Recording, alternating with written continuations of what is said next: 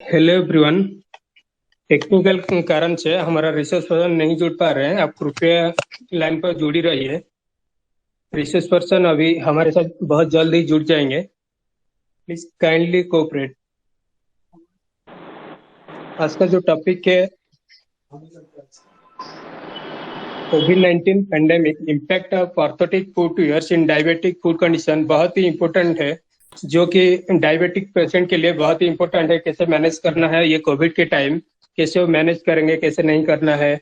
जैसे कि कोविड-19 में कोई बाहर नहीं जा पाते हैं, घर में रहते हैं, उसी कंडीशन में डायबिटिक फूड कंडीशन में कैसे वो ऑर्थोटिक फुटवियर को कैसे अप्रोप्रिएटली यूज करेंगे, इसी के बारे में विस्तृत रूप में चर्चा करने के लिए हमारे साथ आज जुड़े हुए हैं हमारा resource person mister Abhishek Tripathi sir, lecturer prosthetic and orthotic, National Institute for Locomotor Disability. अभी हमारे साथ हमारा रिसोर्स पर्सन जुड़ चुके हैं and mike is now over to Jangam sir. Respected Director Sir, all the delegatories and my dear participant friends. Sorry for the delay. It was something related with the network issue with one mobile, and therefore I just got. I'm just starting my slides presentation. Topic that has been provided to me is impact of orthotic footwear. Impact of orthotic footwear in diabetic foot condition. So now the objectives that I will be covering: the introduction, epidemiology, factor causing foot ulcer in diabetic foot, pathogenesis of diabetic foot, that is peripheral neuropathy and PVD, examination and evaluation, treatment goals based on ICF. ICF is a classification system it's an international classification of functioning, disability and health. So this method I would use for the goal finding, and then non-surgical treatment will be covering under our today's topic, right? So non-surgical treatment for diabetic foot. Now, regarding the topic title, COVID-19, we know it's an infectious disease, and we are going through for last 2 years, and this condition has really delayed the treatment of the patient. That means even our patient, those who are coming to our institute, so those patients also have to, there are fewer patients who are coming just because of the pandemic condition. So this condition has caused a lot of stress to all the health department, including our department. So this condition was further because of the diabetic mellitus patient, those who are having a diabetic patient. So there we know the condition of ulcer, foot ulcer that can develop. So there this particular delay due to the COVID-19 can further damage their treatment, and there are many, not many studies because it's just 1 year past. So there are few studies which are studying regarding the association between the pandemic and the diabetic foot condition. They are saying that there is a need of telemedicine for including these patients, so that to have at least a daily follow-up on the virtual mode with the patient, so that to at least find out, because this condition, diabetic mellitus, may cause, we know there is a chance of amputation also, that at the end may happen. So, and when patient death happens in the case of diabetic mellitus where there is an ulcer condition. So this is why the pandemic has really affected the diabetic very much. Now, what is the diabetic mellitus condition? We know it's a chronic condition that affects the way body processes the blood sugar. And it may be due to the insulin lacking or insulin resistant. While neuropathy, which is peripheral neuropathy, and ischemia, these are the common complications of the diabetic mellitus. So because of this common complication of neuropathy and ischemia, further they become, these two, neuropathy and ischemia, become the underlying risk factor for the foot ulcer and its complications. Now, what is diabetic foot? Because there are every patient who has a diabetes may not be having a diabetic foot. right? So what is diabetic foot meaning? So diabetic foot is defined as the presence of infection, ulceration, or destruction of deep tissues associated with the neurological abnormalities and various degree of peripheral vascular diseases in lower limb in patient with diabetes. So this is something we can say that diabetic condition where it is must be a patient condition must have the infection, ulceration, or destruction of deeper tissue which may be associated with the diabetes, that is neurological and peripheral vascular disease condition. So why this is so important? We know these are two studies I have just taken. These are the current studies of 2019 and 17. So this 2019 study simply says that out of in the Indian population of 62 million, there are diabetics, and out of which 25% have developed diabetic foot ulcer. And of the 25%, 50% becomes infected. Those infected may get hospitalization and may have 20% of them amputation. That means out of 50%, they may have amputation. So this is very large numbers. So you can understand what is the impact of diabetes mellitus and diabetic foot condition. So diabetic foot ulcer contribute to approximately 80% of all the non-traumatic amputation in India. Okay, so where we know that in India there is a lot of traumatic amputation, but there are a lot of non-traumatic amputation, and of which 80% is because of the diabetic mellitus. Patient with history of diabetic foot ulcer, DFU is representing diabetic foot ulcer, have 40% higher and 10-year death rate than those without. So this is something we can understand what is the mortality rate in the case of having a diabetic foot ulcer. Now, in the case of global, if we see global condition, so in the global condition, there are 6.4 is the prevalence. That means 6.4 patient will have diabetic foot out of diabetic mellitus condition. While annual incidence of diabetic foot ulcer or necrosis is about 2 to 4%. That means every year 2 to 4% more patients are added to this number, diabetic foot ulcer. Sorry. So the risk of diabetic foot ulcer ranges between 15 to 20%. Lifetime risk is 15 to 20% in those who are having diabetes. Now, knowing the epidemiology, what are the real factors which are behind this diabetic foot condition, which is basically the foot ulcer? That is one of the main condition that develops out of diabetic mellitus. So there are extrinsic and intrinsic factors. What is extrinsic factor? So extrinsic factor is something which happens as a result of trauma, due to friction, thermal injuries, ischemia, infection. And intrinsic are those factors which we have already just introduced the two terms, that is neuropathy and peripheral vascular disease, and due to which the ischemia is happening. So the ischemia and neuropathy, these are the two conditions which are the intrinsic factor. Therefore, we can say that the diabetic foot ulcer is said to be the triad of these three, that is neuropathy, ischemia, and infection. So we can see why it's called triad, because we say that there is a patient who has got a diabetic mellitus. He must be having neuropathy. He may also have a ischemia, and infection may happen as a result of extrinsic factor. Therefore, diabetes is the triad of these three together.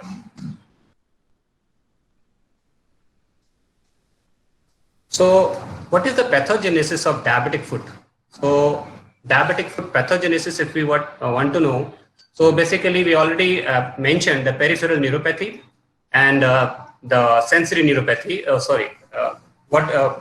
peripheral vascular disease. So peripheral neuropathy is basically, we know that the neurosystem has got motor, autonomic, and sensory component. So if the three component peripheral neuropathy is there, that means these three component of diseases are there. So what is the motor neuropathy which can happen due to diabetic mellitus? So if we see in this picture, I've just shown one picture to make you understand what is the motor neuropathy, how this basically may result in this deformity. So what happens is, because of the motor nerves which are innervated to the intrinsic foot muscles, so the motor nerves which are innervated to the intrinsic foot muscle leads to muscle imbalance if there is a neuropathy. So what happens is, because we know that there are small muscles of the foot, intrinsic muscle within the foot. These muscles, because of distance from the body, they are easily affected because of the neuropathy. And because of the intrinsic muscles are getting affected, we know there is a balance loss of the muscular connections. And therefore, this muscle create the deformity of the small joints. So here we can see the claw toe deformity. This claw toe deformity is, there is a hyperextension at the MTP and the flexion at the IP joint. So this is happening because of the intrinsic muscle weakness that may happen because of the neuropathy. So this is one condition. Further, I've just added to this that, let's say if the patient has got a motor neuropathy, he also has got a chance of a decreased range of motion of different joint because of the stiffness. That stiffness causes decreased range of motion of the ankle joint. So we can understand, because we as a prosthetist and orthotist, those who are in the field of prosthetist orthotics, so we are knowing that patient with the difficult, means ankle range of motion, if get reduced, so there will be increased force on the metatarsal heads, right? So there will be increased force on the metatarsal heads. So this increased force may develop the ulcer. So basically, we know that the first metatarsal head, which is the main prone area of pressure, that becomes further into the pressure because of the motor neuropathy and may develop ulcer. So this is something, the condition that may develop out of the motor neuropathy. Another condition, sensory neuropathy. So this neuropathy is, you can say, the protection sense of body. That's because protective sense, sensory is giving us the protective sense. So the touch, pressure, pain, temperature, all these which we can feel easily in our feet.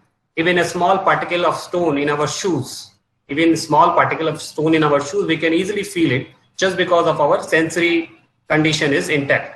But if it is neuropathic, then that condition, the patient will not be able to feel it, and it may create a rubbing, and inside may develop the infection also. It may develop into infection, ulcer may also develop. So this is the condition which may happen because of the sensory neuropathy.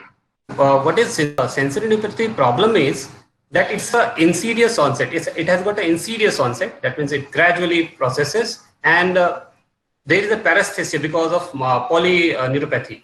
So this paresthetic condition, and therefore patient many times are unable to feel where there is a problem in their feet, and you cannot easily find out. As a diagnostic also, it's very difficult. So there are specific tools utilized for diagnosing the sensory conditions in order to find the condition of the patient. Here I've given a picture of a patient. This condition is known as this plantar keratoderma. So this condition is, okay, sorry, just one more point. Charcot neuropathy, Charcot arthropathy is a condition which happens because of the neuropathic condition of the peripheral neuropathy. So this condition is basically that is one condition that may develop. Okay, now autonomic neuropathy is another peripheral neuropathy which can result in this plantar keratoderma, and there is an infectious chances of infection may be going through this fissures, and therefore patient may be in the trouble. Now, peripheral vascular disease is another condition because of the diabetic mellitus. But as orthosis is not given in the case of peripheral vascular disease, the reason is that there is a skin is more involved, and there is a problem of skin condition which may be more difficult for an orthotic, from the orthotic point of view. So this is something we can say in the peripheral vascular diseases, where there is venous stasis or atherosclerosis. Yes, compression garments are utilized. That is okay, but basically the orthosis are utilized in the peripheral neuropathy. Now, examination and evaluation, if we just look at it, what if we have a patient with this particular diabetic ulcer condition or diabetic foot condition, so how we should be examining it? So first of all, the skin or inspection examination under which the skin condition must be seen.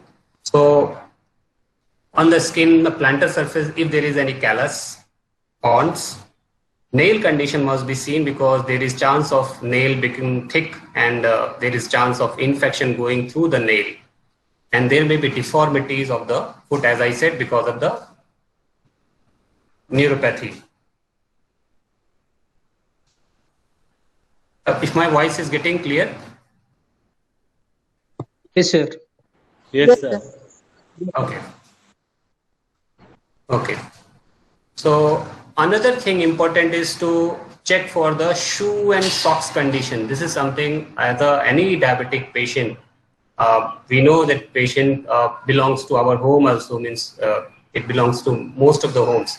So it's very important to check for the shoe and socks condition because these two are the way where the infection may come through. So we should be, means patient should be very much self-caring and there must be family person who are very much caring for. So actually in the examination time, during examination, the shoe conditions says many things, like the way the shoe shape is, whether it is, if the patient has used it for at least 6 months, then the shoe will deform in certain condition. So that shows regarding the what is the foot deformity or what could be the pressure area inside the foot. So that may be tell by this shoe condition. And the socks, because patient is wearing socks, so his socks perspiration, how much perspiration, if there is no perspiration. So this condition are really affecting. So under inspection, we must be checking the shoe and socks for finding any site of, let's say, if there is any liquid portion is there inside the socks, that shows there is some chance of an infection may be inside. So open infection may be there in the foot. Now, another thing that we should check is motor examination. So basically the range of motion, we know that it decreases, ankle range of motion, subtalar or foot, midfoot and metatarsophalangeal joint motion or phalanges flexion extension motion. So that must be checked for their range of motion. The stiffness of the joint, if it is any joint is found to be stiff, that must be noted down. Bony protrusions, joint deformity. Why? Because they are really area where the ulcer may develop. So this must be checked out whether there is any bony protrusions. So that must be checked out. Sensation is checked by certain specific method. There is a particular monofilament known as Semes Weinstein. This is 5.07 mm dia monofilament. It's 10 mg and this 10 gram, sorry, it's not 10 mg, 10 gram. So this particular monofilament is utilized for checking the plantar sensation. This particular is those who are in the practice of making total contact cast. There it is very much important to check the sensation using this filament. Now temperature may be raised in the case of Charcot arthropathy or maybe it is decreased in the case of venous stasis condition. So it must be checked whether patient has got the foot are comparable, both the feet have got comparable temperature, or if the foot has got raised temperature, both the feet has got raised temperature. So if it is raised by at least 2 degrees, then it is there are chance of Charcot. So this must be checked. Now pressure mapping of weight bearing plantar surface during standing and walking. This is something, new tools are there. These tools are force plate or pressure sensing plates are there. So these are utilized to find out the pressure points or where there is much load is coming on the foot. So that may be the point of ulceration or chance of there is pressure callus will be developed and callus may get into a ulcer. So those points could be like the heel area, fifth metatarsal head. So these are the main area, or even the base of the fifth metatarsal. So these are the area where the pressure points, because pressure may develop, pressure sore may develop in these points, that must be checked out, and these are checked under the these scanners. This is one assessment report format. So this can be utilized for this is the IPA associations. So they are utilizing it. So in this, there is a circulatory, neurological, and visual method. Means these are the examination to be done. Under circulatory, we'll be checking the peripheral condition, peripheral blood circulation condition, and then in the neurological condition, we'll be checking the with the help of monofilament. These are the pressure points, as I said. So these pressure points are checked. If the monofilament get bent by the 10-gram force, so that means there is, and patient is not able to recognize, then it means that patient has got sensory loss. Now visual examination, as I said, the skin condition, any footwear inspection must be done, wedging of the outsole, inner sole, any pressure area inside the sole where the pressure are developing. Using the insole, we can say to take out the insole and check it. So after the examination, once we develop the treatment goal, so there are a different method of describing the treatment goal, but there is one method very straightforward, is based on the ICF. That is a more holistic approach, because this approach is basically utilizing the combination of medical, social, psycho models together. So we take the patient as a whole rather than just a body part examination. So this particular ICF based examination is really helping in that way and trying to get into the solution rather than the diagnosis only. So this particular ICF based examination includes, just like we can say, the diabetic foot is the health condition. Patient has come with a diabetic foot. So this is the health condition. So we will be examining the three component, that is the body structure and function, activity, and participation. So under body structure and function, as in the previous slide, I was discussing regarding the all were the body structure and function examination only. So we focus basically on this body structure and function examination only. Like foot condition is a structural examination we are doing, neurological pathic condition, neuropathic condition, ischemic condition. So these are the functional examination that we are doing. So doing this examination of the body structure and function, we sometimes miss the activity part of the patient. That means how patient having difficulty in walking. So these days there are force plate are being utilized to find out the pressure points in the foot. So that will be making more awareness. Now, the thing is, in the case of walking difficulty, if the patient has got a walking difficulty, so as well as the participation related need, patient may be having a vocational or avocational goals, right? So if the patient has got, we should be going through the patient activity related need. So if the patient is having a certain activity which has got more chance of, which he may be more prone or maybe less prone, depending upon his activity of daily living. So maybe he's just a home doer, or maybe he's an office goer. So depending upon his activity, what he's actually day by day performing, depending upon that, the chances we can say the diabetic foot may develop would be increasing. So this is therefore must be included into the goal setting when we are setting the goal for treatment of the patient. So participation, we can say what patient is doing, his vocational or avocational activities, how are they? So this must be taken care into mind whenever we are setting the goal for the treatment of a diabetic patient. what is really affecting these three main factors is the two personal and environmental factors. These two factors, like environmental factor, if I say orthosis, so orthosis is an external device which is given to the part of the body, like in the case of foot. So this is an external environmental factor. So this device changes in the positive way, it will change the patient environment, right? So this is something the benefit of providing. Orthopedic shoes are also like that. Now, patient education, awareness, coping ability. These three are, again, we all would be agree that patient's personal factor like education, awareness, and coping ability, they are definitely affects the patient's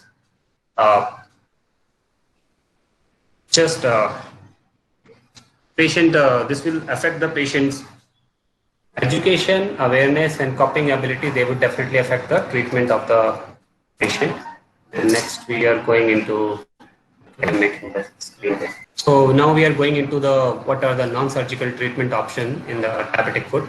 So we will be covering basically three parts: the preventive care, where patient education and preventive care management would be there, and then there is orthopedic footwear or orthopedic shoes combination. So because the topic of the seminar is impact of orthotic footwear. So orthotic footwear is basically the orthopedic shoes. So these are the main thing that we are going to cover, the orthopedic footwear. Apart from that, orthosis with footwear is always given. That means orthosis and footwear combination. So this is again will be covered because this is also part which will be dealt inside this management. Now, under preventive care and patient education in diabetic foot, so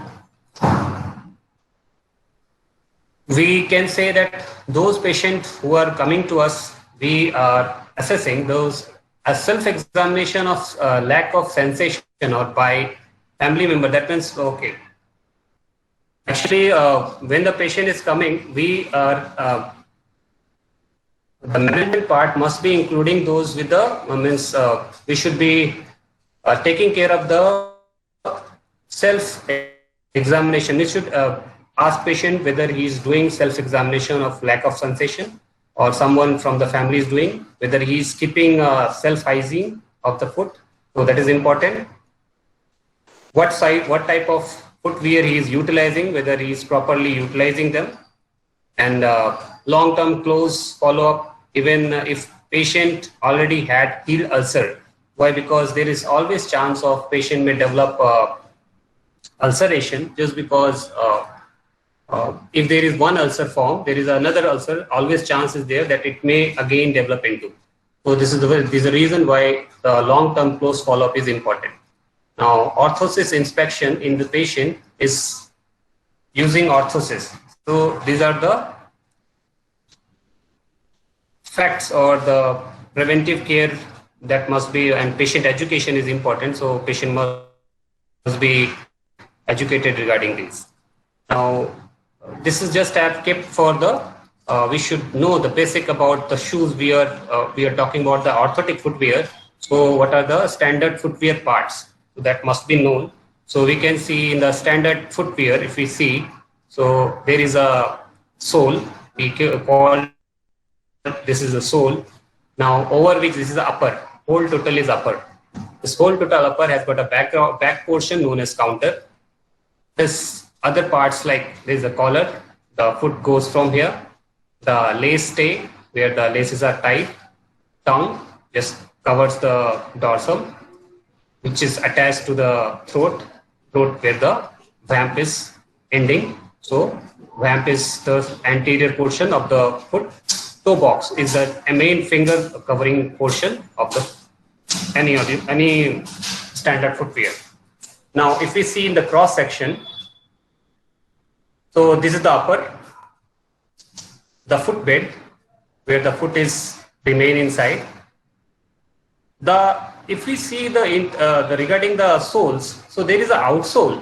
Outsole is which is really in contact with the ground, and then there is a midsole. Midsole is the sole which is actually connecting with the upper, right? So the upper is basically getting connected with the midsole, it is done by using the last. So the last are the wooden shape of foot. So they are utilized for connecting the upper with the midsole. And then there is an insole, which is the interfacing surface to the patient plantar surface of the foot. Now, determining standard shoe fit. So at least a length of 1/2 or 3/4 inches clearance is inside the shoe from the longest toe is necessary. That is what I'm saying is, if the patient has got a diabetic condition, and if we don't give space, that just we have saw a picture of a claw toe. The claw toe deformity is one such condition where the toe is in the claw condition. So maybe a patient is feeling wearing a tight shoe, so he may be flexing his toes, and therefore it may further develop into claw toe. So this is very important that patient must give enough space. There must be enough space in the toe box for the fingers. So that space is basically at least 1/2 inches to 3/4 inches for the diabetic foot required. What is this dotted line are showing is, if the person is just standing with the normal weight bearing, partial weight bearing, then this is the condition of our foot. As full weight bearing comes, then this dashed line is there. That means when the full weight bearing is there, the tissue further increases because they flare out, and therefore this is the dashed lines comes.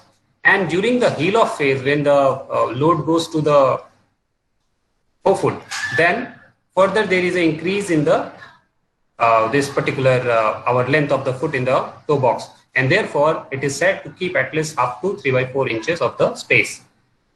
Ball width is the position where the metatarsal head would be lying. So this ball width must be checked in the proper patient who are purchasing off the shelf standard shoes. They must be checking for the space in between at the ball of the foot by palpating on both the sides. If it is not there, there is no space. That means there is chance of pressure on the metatarsal ball area on the lateral aspect. So this must be checked out. Heel to ball length is another way to check whether there is enough length is there between the ball to the heel. So from metatarsal head to heel of the first metatarsal head and fifth metatarsal head, what is the space? What is the length? In the case of patient foot, and inside the shoe, from outside we can check it. So if it is checked and it is found that the whatever length is found in the case of patient foot, and it is almost similar to in the case of shoe, that means this shoe is a good fit shoe. So this is something important, heel to ball length to check. Sports shoes are always preferable because of their soft cushioning material as well as good thick sole. So they are very much these days preferable for the patient with diabetic foot condition, sports shoes. Now, next we will be checking into what are the orthotic footwear in diabetic foot. So this is the main thing that we are going in this particular webinar, that orthotic footwear. This picture that I've showed is showing the condition of a normal foot. Is a normal foot, and he is a patient with the peripheral neuropathy because of the diabetic mellitus. So we see that here, when there is a wedge is given, so patient will definitely shift his body weight because he can feel the load in the plantar surface, and therefore he will shift his body weight, and this is the way the loading is created. That means correction of the foot is created. But if we think of doing the same for a diabetic patient, so this may not be the good condition. Just because think of condition, if this corrective wedge is given in this patient has got a varus condition and has been tried to be corrected. So what will happen is patient will definitely not be able to feel the sense of it, and he will create this sort of load will be created here. So this is condition which is created because of the patient is not able to feel, and therefore soft tissue is getting flared out, and there is a chance of patient may develop the friction blister ulcer may be developed, sore maybe because of the pressure, sore may be developed. So this is why we say in the case of diabetic foot, there is corrective orthosis are not given. There is always accommodative type of orthosis are provided. General goal of the orthotic footwear. So in general, we know the general goals of the orthotic footwear to protect foot from external environment. We know in the normal, if we see the orthotic footwear goals, so they used to protect us by an external environment. Any external environment factor cannot affect. Protected internal environment with the upper, soft upper. Restore normal function gait. So this is something more biomechanical factor we'll be discussing, how it really restore the normal functional gait. Redistribute weight, thereby reduce the form callus. So this is something how the really this foot shoes may help or may be causing difficulty if there is a callus form. So if there is a callus formation and there is a redistribution happens, then this will definitely help. That may not be happening in the case of standard shoe, but in the case of orthopedic shoes or the orthotic footwear, this will definitely help. That callus formation can, in those areas where there is a callosity, a sponge is filled in excavated area, and therefore patient will be less prone to causing any further deterioration into the callus area. Now, control or modify foot ankle motion. That means this is something because of the sole condition. The range of motion of the different joint can be affected by the this orthotic footwear. So because of their coverage as well as the sole, kind of sole what are being utilized. So if we see the shoe modifications which are done in order to change the patient distribution of weight. So here is an example. Rocker is one sort of shoe modification that is very much interesting part, just because they can really change the way our orthosis works. So if our orthosis which is just having an ankle fix, and if you provide them the second one, the heel to toe rocker. So if this is provided, then the patient will definitely have more natural gait, just because this is condition. If you see this condition has got there is a rocker at the heel area and there is a rocker in the forefoot area. So overall midfoot area is actually made into apex. So it is a kind of an apex and it's heel to toe rocker. It's simply known as heel to toe rocker. So if someone, a patient who has gone through a surgery, let's say triple orthodosis, where the foot is totally fixed and AFO is provided mostly in such cases to protect. So if AFO is provided and together with the AFO, if the patient wear this shoe, this particular shoe, so what will happen? His ankle, because ankle has got no motion, ankle is fixed and AFO is also there. So solid ankle AFO is there. So in that case, this shoe will rock him forward. This is something the benefit of rockers, shoe modification. So this is an example of heel to toe rocker. Now toe only rocker.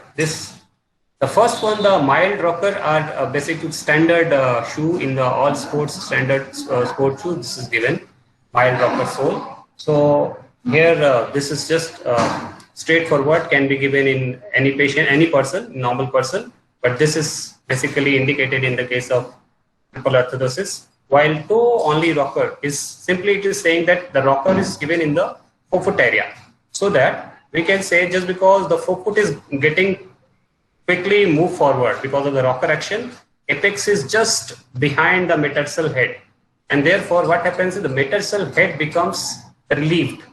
Therefore, as the load transfer on the forefoot, because this apex area will take the load, and as soon as the load will move forward, because of the sole sloping, the load will not go to the metatarsal head area. So if there is a metatarsal head has got certain callousing, so that this sort of shoe means inside we can give some protection for the callus, and outside if we provide this toe only rocker, then patient will definitely have better gait pattern, and he will protect it from any ulcer formation in the metatarsal head.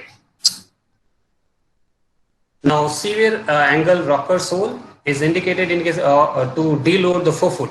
So this is severe ankle is basically more of the forefoot has been cut out. So this is something we can say here. If the condition is there, that patient is having, if there is much forefoot has to be relieved from the load, that and further if the patient has to be move forward, because if the stiff forefoot is very much stiff, let's say claw toe is developed, or a rigidus, if the, yes, basically in the rigidus this can be provided. So in the toe rigidus, in case of what is rigidus is the deformity in the great toe. So what happens is there is a range of motion of the MTP and IP joint, they becomes totally fixed. So there is a minimum range of motion or no range of motion. So this is hallux rigidus. In such condition, if this sort of shoe are provided, then patient will be easily moving forward, even though there is less range of motion at the metatarsal head, just because the sole is helping in moving forward. Then there is a negative heel rocker. So this is something more special sort of rocker, where ankle has dorsiflexion range, so that weight can be shifted from forefoot to hindfoot and midfoot. So here it's important that patient must have ankle range of motion. This is important. Why? Because in this there is a hindfoot is also having a slope. You can see forefoot is also soft. So overall the load will be going to be in this area, and if the patient has got ankle range of motion restricted, in that case load will definitely come more and more on this area. So there must be ankle range of motion at least 5 to 10 degree available. Then this shoe will cause the weight to be shifted to the posterior, right? So this is a condition in the case of negative heel rocker. Now double rocker sole, this is the special foot rocker condition, double rocker, where we can see that the rockers are having two in the two pieces. Look like there are two rockers. Normally there in all the modification you have seen there is a single rocker. So there are two rockers in the sole, outsole. So these two rockers are creating load quick point at this area where there is the apex, and less because there is no apex in between. So this area is basically getting relief from the load. So basically it is given in the midfoot condition, where the, let's say in the Chopard foot condition. So this is Chopard midfoot, where the midfoot is affected in the Chopard orthopathy. In that case, this particular double rocker sole can be given. Now these are the another example of modification of the shoes. Here extended shank. So we can see normally where up to the trim lines of the shank can be, and where it can be up to. So depending upon the length of the shank, the stiff shank, how long it is going, it will cause the load to be distributed in certain way. So at the end of the shank, there will be always a load increase. So if we want to relieve the metatarsal head, it must be covering at least this area, or it may be covering more of the fingers in order to relieve the weight from the metatarsal heads. So this is something important, how we can really change with the help of shank, we can change the loading point on the foot. So inside foot, if we just create this shank where the shank is going, so just after that there will be load will create. So this is something important to utilize the shank in such a way so that to relieve load from the metatarsal head, or load can be relieved from the metatarsal head only if it is longer. Okay, so in that case there will be no angle, no range of motion of the metatarsal head. Metatarsal head remain fixed. Now shoe flares are the another sort of modification. Here this picture is suggesting what is the shoe flares meaning. If we see these two pictures, in this first picture here there is no flare has been given, and we can see the patient body weight is, or the foot is more towards this side.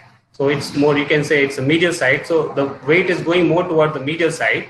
And if the flare is given, then what will happen? The weight will be more centralized. So this is why the benefit of the flares are. So flares, if are given, so it will definitely control the patient body weight and distribute weight in the proper way. So this is some condition when there is a fixed deformity is there. So in that case, this particular flares are utilized. Accommodation of deformity, there are deformities. So these are insoles. So if there is a toe area deformity, let's say there is a hallux valgus condition. So these are the insole which are provided inside the shoe, and they provide just accommodations to the deformity. Whatever the deformity is, that deformity will be accommodated inside the shoe. There is a clear space inside the toe box must be there in order to relieve any pressure. And the third of the category of the management that we do is the orthosis and footwear combination, that is AFO FC. Now, what is this? Basically, there is a part where the total contact cast is done, which is known as gold standard method, because it will patient will be very much chances of the pressure ulcer getting relieved will be much better in this condition, because there is no removal of any parts. We can see how it is done in the part. That means in between the fingers, the cotton gauges are given, and then wherever there is a bony prominences, felts are given, even on the crest. So once even all are once all area which are bony prominences are provided with the padding, then one stockinette is pulled over and then plaster wrapping is done. So what happens is, because of this condition is integrated, so this is helping in patient to relieve from the pressure ulcer that is that may have developed in the foot area. So this is something, one condition. And yes, it is given in the case of plantigrade Charcot arthropathy. If the foot is still in the plantigrade condition in the Charcot arthropathy, then this is provided. Now, if we go into further orthotic management, so we see that there is even utilizing the principle of total contact casting with the flexible. So there are resin fiberglass bandage. So those fiberglass bandage are wrapped just like in the previous case, providing enough padding and protection to the ankle and foot, and then wrapping is done with the fiberglass, and then it is cut out in the trim line area as it is shown. So, and then straps are provided. So the benefit of this orthotic dynamic splint is that it can be wrapped and unwrapped. Patient can open and replace. If there is any change in the condition, that can be easily visible. So this is something, and even the modification can be done. So this is the benefit, but there is always some chances of deterioration because there is a motion. Now here the picture is showing if this particular device is given together with the shoe. So that will further help in, because in this way the rocker sole is given, and therefore the motion will be, let's say it's a heel to toe rocker because there is solid ankle. So heel to toe rocker is provided. So this will create a more easy motion of the patient during walking, and therefore patient will walk over, and there will be less chance of motion of the different joints within the foot and ankle. This is the non-removable walker, like combined with the benefits of the total contact casting and orthotic dynamic splint. So this is another splint. This particular neuropathic walker and Charcot restraint orthotic walker. Actually, this Charcot restraint orthotic walker, this particular picture which is being shown, is of Pro or Charcot restraint orthotic walker. Here, this particular device is simply same as the AFO, but this is better it's customized more properly, and it provides less range of motion of any of the joint. So the foot remain in the fixed condition, and therefore ulcer healing is more proper. And then there are orthotic management. That means total contact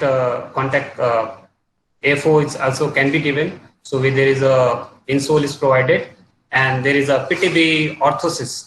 Right, PTB orthosis will relieve the weight from the foot at all. That means all the weight or partial weight can be relieved from the foot area. So these are the reference. Thank you. Thank you, sir, for the wonderful presentation. And it was a great session indeed. And one more thing, I would like to request to all the participants that please fill the feedback link in the comment box, so that we will be able to provide you the e-certificate. And if anyone has question regarding the topic, please ask. Yes, sir. I'm Vinod Bhanti. First of all, I must yes, sir. Congratulate Abhishek for a nice presentation. But two things I want to mention, maybe I'm that much, and that I have shared with experience.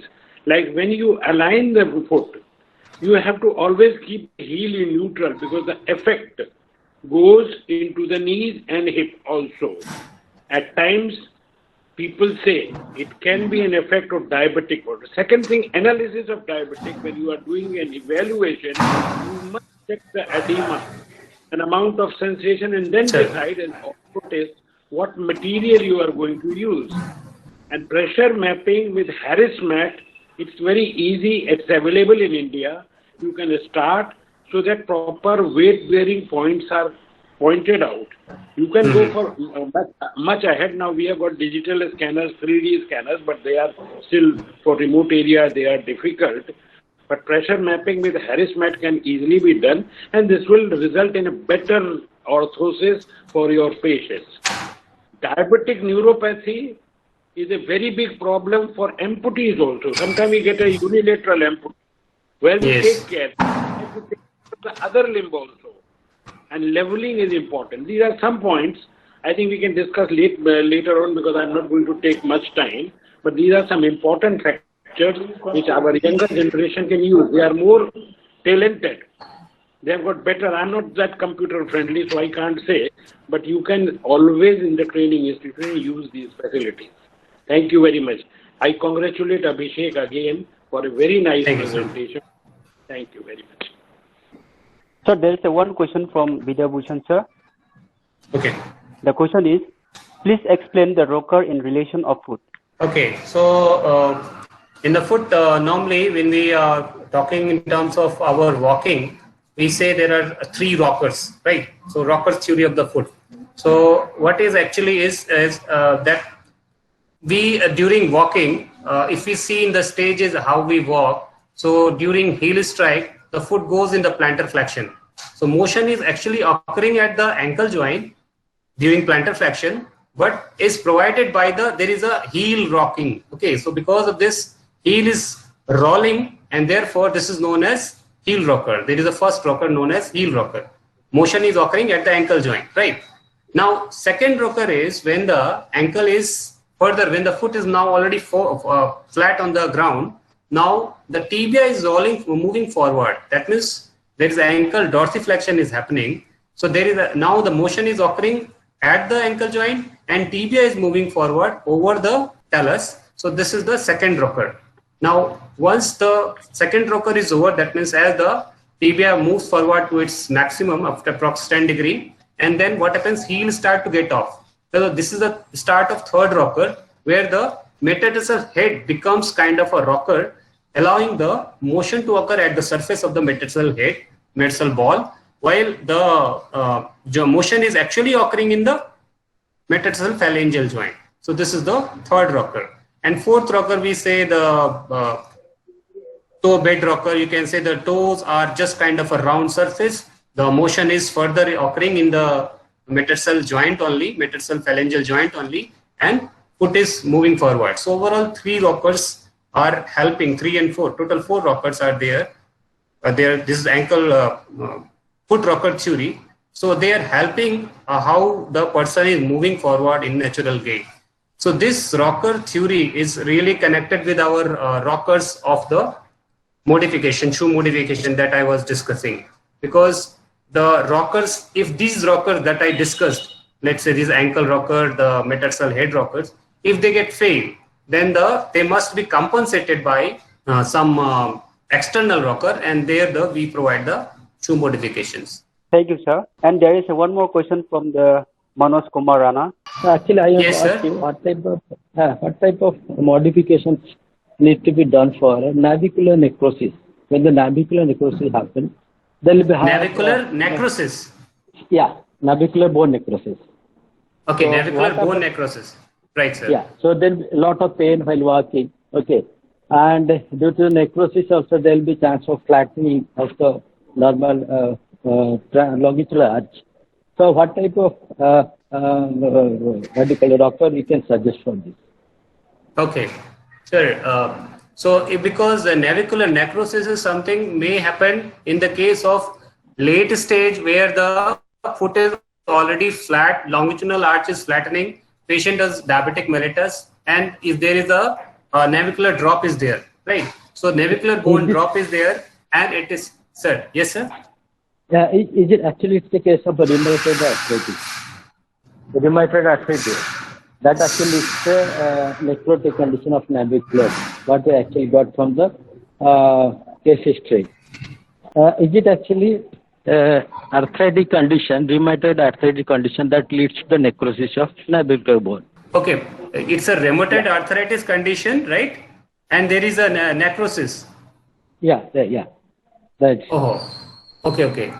So in that condition, because we can say in the rheumatoid arthritis condition also, there is a decrease in the sensory organs would also be affected there in the case of this particular rheumatoid arthritis, because neuropathy's condition is there. So the treatment. So the treatment condition here, whether the navicular is dropped or not, that is very important to see whether navicular condition, how it is, the foot is totally flat on the ground. Mostly chances are there that foot must be flat on the ground, or maybe there is a, because you're saying it's RA. Yeah, it's mildly diminishing arch only. It's mildly diminished. The foot, mildly diminished. Yeah.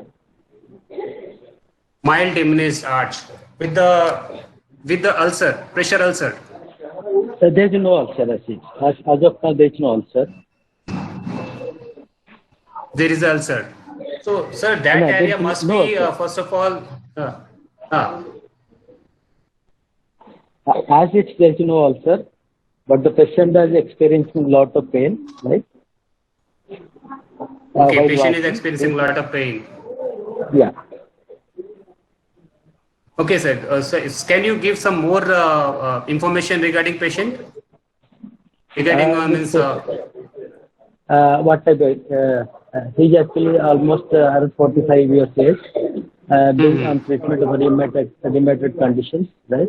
And he actually is shown to a pediatrician who actually will refer for a footwear modifications, right? So, but the thing is that he has a pain. Basically, his complaint is pain while walking. So he needs something to offload the pain or to treat the condition which can help him to relieve the pressure situation coming around navicular bone. Okay, so maybe we need to restrict the whole joints, navicular, calcaneonavicular joints, so that once there is a restriction, that may lead to what is called movements or gliding movements around the bones, around the heel and foot, hind foot. So that may help in reducing the pain. What I suggest is that what? Okay. Sir, yes, I think, sir, this can be better. It can be discussed with the pictures and videos of the patient condition. I think then it will be more better, because right now I can understand there is a condition of the patient where the navicular drop is there, ulceration is there, and RA is condition. So offloading is something we know already. One principle, offload. We offload the area where there is pressure ulcer develops. So inside the shoe, there must be offloading created in the area where there is ulcer or chance of ulcer. That must be very much clearly done.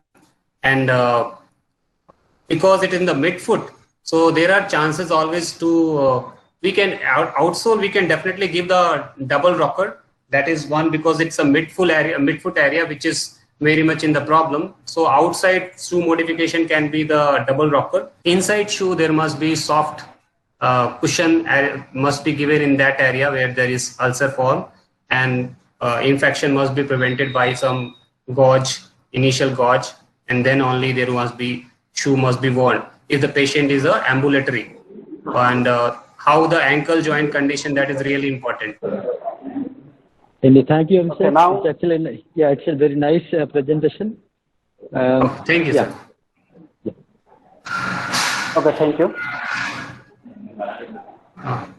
Now I would like to request Mr. Rakesh Mahapatra, sir, lecturer of occupational therapy, to give formal vote of thanks to everyone here. Please, sir.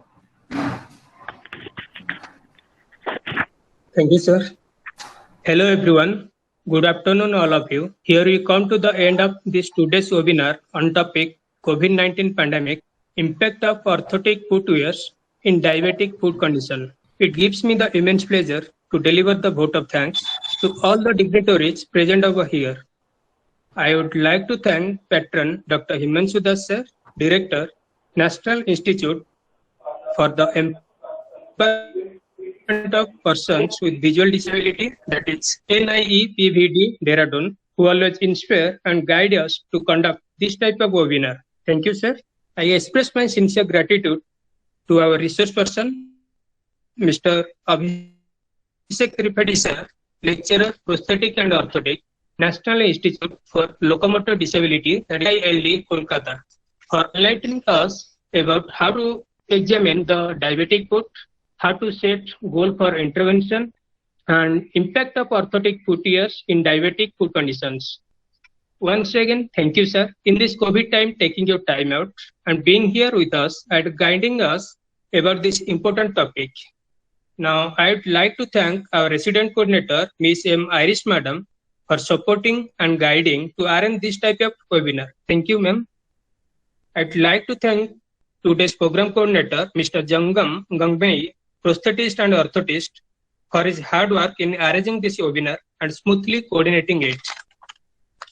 Also, I would like to thank all the staff members of CRC Sikkim and technical staffs for their kind cooperation for making this webinar very much successful. Now, last, not the least, I would like to thank all the students, professionals, staffs of NIPVD, CRC Gorakhpur, CRC Sundarnagar, and other CRC staffs, persons with disabilities and their family members and caretakers for attending this webinar and making it a great success. I am sure you all will implement what our speakers are guided in today's webinar.